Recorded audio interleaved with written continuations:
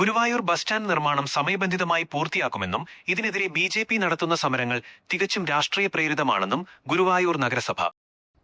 Guruvayur bus stand നിർമ്മാണവുമായി ബന്ധപ്പെട്ട് B നടത്തുന്ന പ്രതിഷേധങ്ങൾ തികച്ചും രാഷ്ട്രീയ പ്രേരിതമാണെന്ന് ഗുരുവായൂർ നഗരസഭ chairperson Sunitha Aravindan. Bus stand നിർമ്മാണം സമയബന്ധിതമായി പൂർത്തിയാക്കുമെന്നും ചെയർപേഴ്സൺ വ്യക്തമാക്കി. ബസ് സ്റ്റാൻഡിന് തന്നെയാണ് അതിൻ്റെ ഒപ്പം തന്നെ ഉണ്ട്, ഭരണസമിതിയുടെ ഒപ്പം തന്നെ ഉണ്ട്.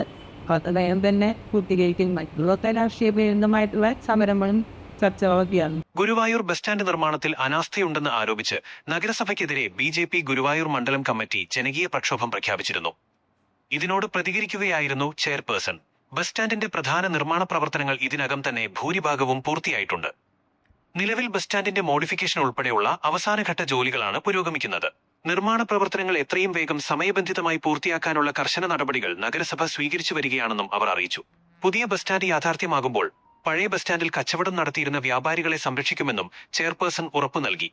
ഇവർക്ക് പുതിയ സ്റ്റാൻഡിൽ കച്ചവടം നടത്തുന്നതിനായി പ്രത്യേക മുൻഗണന നൽകുമെന്നും സുനിത അരവിന്ദൻ വ്യക്തമാക്കി.